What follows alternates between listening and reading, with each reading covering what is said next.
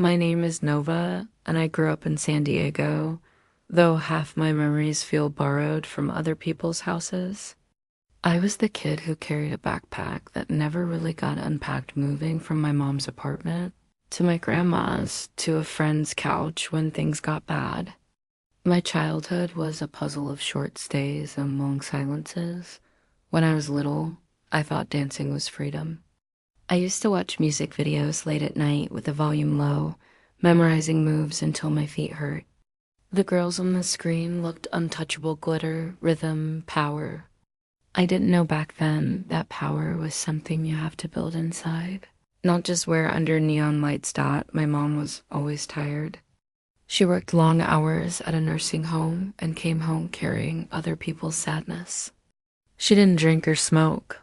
Her addiction was anger. When the bills stacked up, her words got sharp, and I learned to move quietly, to clean before she came home, to smile small. There were good days, Saturday mornings with pancakes and loud music, but they were rare. I met my dad properly when I was 9. He'd been in and out of jail, and by the time I hit 16, the house didn't feel like home anymore. Fights turned physical, and one night after my mom slapped me across the face for staying out too late, I packed my bag and left. I didn't have a plan, just a phone with low battery and $20. My great-grandma took me in for a while, but she was old, and I was too wild for her quiet space. I started working part-time at a nail salon, cleaning brushes, sweeping floors, saving what little I could. There was a boy, of course. There's always a boy. He was older, charming in that dangerous way people write songs about. It started like a movie-long drives, late talks, promises. Then the jealousy came. The control. The bruises that were accidents. I stayed because I thought that was love. When you grow up being hit, pain feels familiar. Familiar starts to feel like home. When it finally ended, I was 17 and exhausted. I slept in my car for 3 nights with my cat curled on my lap, trying to figure out what survival looked like. I remember watching the sun rise through the windshield and promising myself that one day I'd wake up somewhere safe, somewhere still. I went back to school during the day and worked at night. I finished high school barely, but I did it. The teachers didn't expect much. They called me quiet but strong, which really meant they didn't know what to do with me. I learned how to get through life by pretending I had it handled. Looking back now, I think I became an adult too fast. I stopped dreaming like kids do. My dreams turned into list rent when I finally left home for the last time. I didn't look back. The night was quiet, too quiet. And I remember walking down the street with my bag, thinking how strange freedom feels at first, like falling without knowing if the ground will catch you. I was 17, broke, and tired of being scared in my own house. I wasn't running towards something better. I was just running away from worse. I slept on a friend's couch for a while. She worked late shifts at a diner, and I'd wait up for her so she wouldn't come home alone. We'd talk about dreams like they were still real things. Hers was to open a bakery, mine was just to feel safe. When her landlord said I couldn't stay anymore, I moved into my car. I parked behind a grocery store, wrapped myself in 2 hoodies, and prayed no one would notice the fog on the windows in the morning. People think survival is dramatic, like in movies. It's not. It's slow and humiliating. It's brushing your teeth with bottled water. It's pretending you're fine at school, even though you haven't eaten since yesterday. It's smiling at strangers because you need them to think you belong somewhere. I worked wherever I could, cleaning tables, folding clothes, doing nails for cash. The tips went to gas, the leftovers to food. I told myself that if I could just make it through another month, something would change. Then one night, it did. My friend Jade, the only person who never asked too many questions, told me she worked at a club. Not the kind of club you dance at with friends, but the kind you enter with rules. It's not what you think, she said. You keep control. You make the rules. She invited me to watch her one Friday. The place was nothing like I expected. It was red lights, mirrors, and music that made your heart vibrate. I watched her on stage, confident, smiling, untouchable. The men looked, but she decided how long they could. For the first time, I saw power on a woman who wasn't pretending to be perfect. She made $1,000 that night. I made nothing, but I made a decision. The next week, I borrowed one of her dresses and stepped under the lights. My hands trembled so hard I almost dropped the pole. My heart was louder than the music. But then something shifted. The fear turned into rhythm, the shaking into movement. The crowd disappeared. There was just me, the light, and a feeling I hadn't known in years, control. That night, I earned $500. More than I had ever made in a month. I counted it 3 times before I slept. It wasn't just money. It was proof that I could take care of myself, Dot. It wasn't easy. I learned fast how to smile without inviting touch, how to listen without believing, how to walk away without guilt. Some girls called it hustling. I called it surviving. There were rules I made for myself. Never get drunk at work. Never owe anyone. Never believe the compliments. And most importantly, never forget who you are when the lights go off.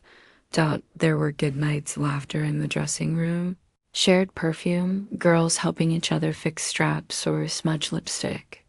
And there were bad ones, drunk customers, fake smiles, and long walks to the car with my keys between my fingers, just in case. Still, I stayed. Because for the first time in years, no one could hurt me unless I allowed it. The irony isn't lost on me that I found safety in a place everyone else calls dangerous. I kept working, saving every extra dollar. I paid off my car, bought better clothes, started to eat regularly. I even bought a small gold chain with the letter N, something shiny that was mine and mine alone. Sometimes I would catch myself in the mirror before going on stage and think, you did it. You made it out, but survival has a way of demanding more. Once you start building freedom, you realize how heavy it is to carry. I still talk to my mom sometimes. She'd ask if I was doing okay, her voice tight like she was afraid of the answer.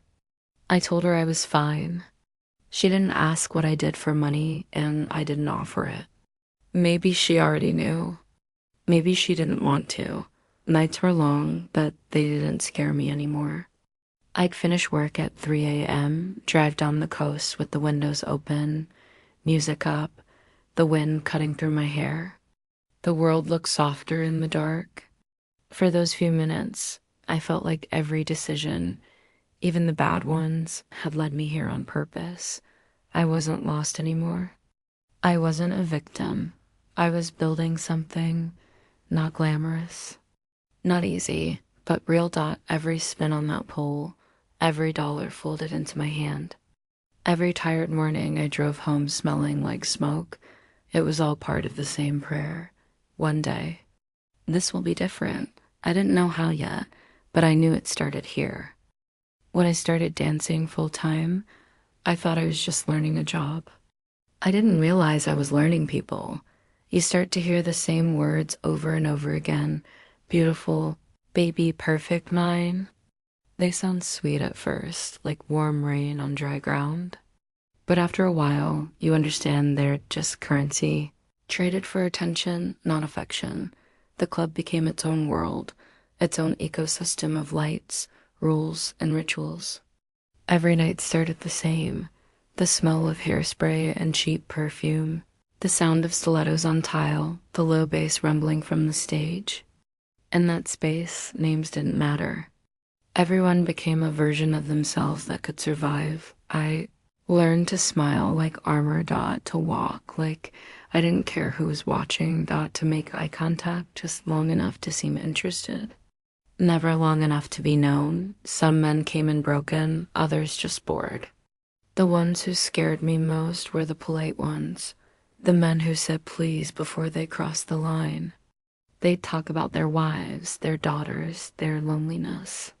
Sometimes I wondered if they even heard themselves. I once had a customer who told me he came to the club every Thursday because it was the only place he felt seen. He never touched me. He just talked about his job, his house, the silence at his dinner table. I didn't say much. I didn't have to. For him, I was just a mirror. I learned that sometimes people don't want love. They just want someone to look at them without flinching. There were others. Of course, the ones who thought money bought ownership. They'd try to grab, to push, to test. That's when you learn to use your voice. A single word, no, said clearly, without apology. It doesn't always stop them, but it reminds you that you still exist. The girls became my family in a strange way. We shared everything, tips, makeup, heartbreaks. There's an intimacy in that dressing room no one outside will ever understand. We'd sit half naked, talking about rent, boyfriends, dreams we were half ashamed to admit. Some wanted to be nurses, some wanted to sing, some just wanted to disappear for a while. One night, one of the older dancers looked at me through the mirror and said, "You're different. You don't belong here forever." Don't forget that. Her name was Mariah. She was 32 and she'd been dancing since she was my age. Her kindness was soft but heavy, like she'd already paid for the advice she was giving me. I started keeping a notebook in my bag, little pieces of truth written between sets. Things like, you can't sell your soul if you remember it's still yours. Every smile is a performance, but some are still real. Don't confuse attention with care. Those lines became my guide, my invisible boundaries. The money came fast, but so did the fatigue. It's hard pretending to be someone else for hours every night. After my shift, I'd drive home through empty streets, the city half asleep, and take off my lashes one by one like peeling away a mask. My face in the mirror looked both older and younger than I remembered. Some nights I cried without knowing why. Not from regret, from the weight of pretending. From the ache of carrying a secret life in plain sight. But there were beautiful moments too. The kind that made it all bearable. Like when the stage lights hit just right and I felt like I was made of gold. Like when the music slowed and I could move in a way that felt like telling my story without words. Think that's what dancing became for me. A silent language. Every spin said, "I'm still here." Every look said, "I survived." One night, a man asked me what I wanted most in life. I told him, peace. He laughed like it was a joke. Maybe it was to him. But to me, peace is the rarest thing in the world. After a while, I stopped explaining myself. I stopped apologizing for the way I made money, for the way I dressed, for the life I lived. People love to label you. They call it understanding. But really, it's just control. I was done being defined by anyone else's comfort. Still, the job leaves marks. Invisible ones. You start measuring your worth by applause, by how many heads turn when you walk past. It's a dangerous metric, one that can hollow you out if you're not careful. Learn to balance it with routine. Long showers, quiet mornings, writing, saving money. I reminded myself that this was a means, not a destination. Sometimes, when I leave the club and step into the cold air, I stand there for a minute before unlocking my car. The wind hits my skin, and I breathe in the night, the smell of sweat, perfume, city smoke. And for a second, I feel both exhausted and alive. That's the strange paradox of this life. You can lose yourself in it, but you can also find pieces you never knew existed. Courage, discipline, defiance. I was learning the lines between performance and truth. Desire and danger, control and surrender. And the more I learned, the clearer it became. I wasn't dancing for them anymore. Was dancing for the girl I used to be, the one who ran away and never thought she'd stand this tall. Freedom has a price. No one tells you that part. They talk about escaping, about breaking chains, about new beginnings. But no one talks about the silence that follows, the echo of everything you lost while saving yourself. There's a moment after every shift when I sit in my car, still wearing makeup, still smelling like smoke and perfume, and just stare at the steering wheel. The music from the club still rings in my ears, but outside, it's dead quiet. That silence is freedom's shadow, heavy, real, and sometimes unbearable. For the first time in my life, I had money in my pocket, bills paid on time, food in my fridge. I was supposed to feel happy, but happiness is tricky when you've spent years in survival mode. When you've been running so long, peace can feel like a trap. I started realizing that freedom doesn't always mean safety. It means standing alone with no one to blame when things fall apart. It means being your own rescuer, your own witness, your own voice dot at the club. I was Nova, confident, mysterious, in control. Outside, I was just a girl learning how to exist without. That's what people don't understand. Dancing isn't always about seduction. Sometimes it's about reclaiming your body after years of it belonging to fear. It's about saying, this is mine again. I started keeping a routine to hold myself steady, morning walks, journaling, yoga in my tiny living room. I'd write notes to myself on the bathroom mirror. You are not your past. You are not the names they gave you. You are building something. Some nights, after work, I count the money, light a candle, and whisper a quiet thank you to the universe. Not for the job, but for the chance to choose my own life. Even if it was messy, even if it was misunderstood. One night, a man offered me more money than I'd ever made in a week, but what he wanted wasn't mine to give. I smiled, shook my head, and walked away. My hands were shaking, but my soul felt clean. That's when I realized what freedom really costs. Saying no when yes would be easier. There's a strength in walking away, and not selling your dignity for comfort, and building slowly, brick by brick, with no shortcuts. Sometimes, I still dream about who I might have been if things had gone differently, if my dad hadn't gone to jail, if my mom hadn't been angry, if I'd gone to college like everyone else. But then I wake up and see sunlight spilling through my curtains, and I remind myself I'm still here. And that's enough. Freedom doesn't look like wings, Dot. It looks like standing alone. Steady, even when your voice shakes. I wasn't healed yet. But I was honest, Dot, and maybe that's what healing really starts, with truth. Morning used to be my enemy. It exposed everything the night disguised. Puffy eyes, sore feet, a bed that felt too big for one person. Lately, though, sunrise has become a truce. I brew coffee in the dented silver pot I bought at a thrift store, open the window, and let the city's first breath roll across my cheeks. It smells like bread from the corner bakery and wet pavement and possibility. I stand there and think I made it to another morning. That's no small thing. Freedom didn't hand me a diploma on how to live. I had to teach myself slowly, clumsily, what a steady life looks like. I made 3 lists and stuck them on my fridge with a chipped moon magnet. Money, mind, meaning. Every Sunday night I sit at my tiny table and fill them in like, I'm studying for a test I'm determined to pass. Money is practical. I tally tips, pay the car, set aside rent, and funnel whatever I can into the someday fund, the name. I gave to my dream of opening a small studio where I do lashes and makeup by appointment. Not a palace. A bright room with a clean mirror, a soft chair, and music low enough for people to hear themselves think. I keep a running spreadsheet and a taped-up photo of an empty storefront I walk past on Alvarado. The for lease sign is sun-faded, but every time I see it, I picture my name in the window. Nova Studio. It sends a current through me that no club lights ever could mind is for the stuff no one sees. I found a low-cost clinic and, with shaking hands, made my first therapy appointment. The intake form asked what I wanted.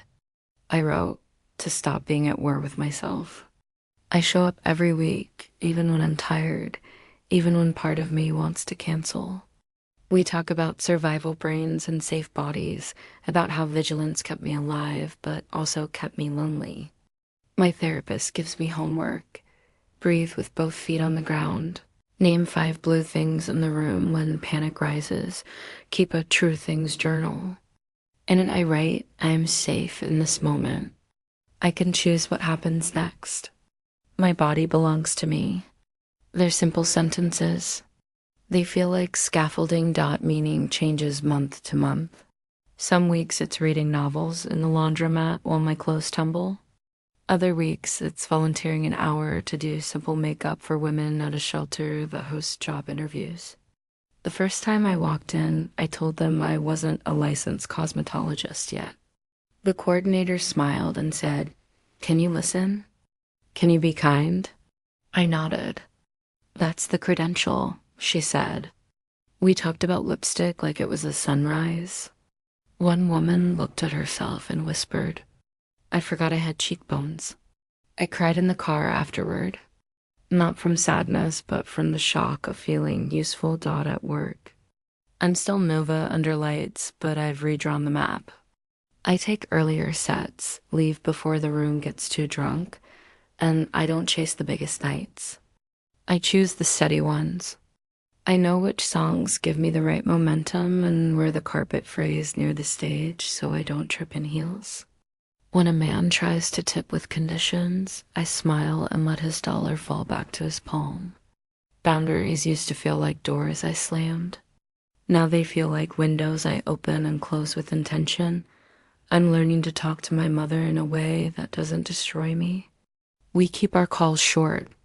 I ask about my little brother's science fair. She asks if I'm eating. Sometimes she says something sharp. Old habits flickering in. I breathe, count the blue things, and say, "I have to go, Mom. I love you." Once, afterward, she texted, "Proud of you," without punctuation. I took a screenshot and filed it under evidence of change in my phone. My father writes from prison once a month. He sends pages that hover between apology and excuse, like a tightrope he hasn't learned to cross. I don't reply to all of them. When I do, I write like a person talking to the weather, measured, honest, prepared for anything. "I'm safe now," I wrote last time. I hope you are learning to tell the truth to yourself. I'm busy building a life. It felt like placing a stone exactly where it belongs. On nights off, I walk the reservoir loop with earbuds in, listening to podcasts about small business taxes and trauma-informed yoga. I never thought those two subjects would share a sentence, but here we are. The city glows on the water, house lights smearing into gold. Dogs pull their owners. Runners pass me in waves. I fit inside the evening without asking permission. Some changes are tiny and loud only to me. A new lock on my door. A second set of sheets. A plant that somehow survived a month of me forgetting to water it, and then rewarded me with a stubborn leaf. Other changes stand up on the table and sing. I registered an LLC. I built a booking site from a template and spent an hour choosing a font that felt like dignity. My first paying client came from a friend of a friend. I cleaned the apartment like the mayor was coming. When she left, she hugged me and said, "You made me feel like a person, not a problem." After the door clicked shut, I sank to the floor and let the joy pass through me like clear weather.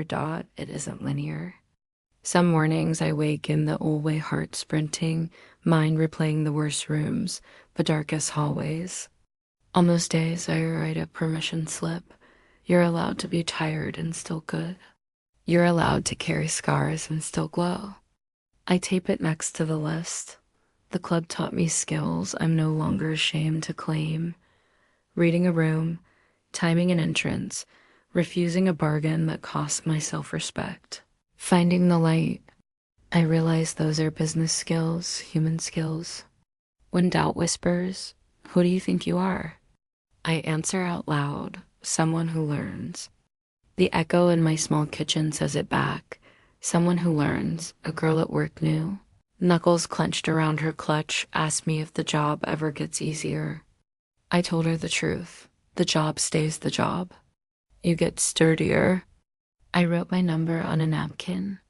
If you need a ride home or someone to sit with you in urgent care or checklist for tax season, text me. She laughed and said no one had ever offered a tax checklist with a ride. I told her I'm trying to build the thing I needed when I started.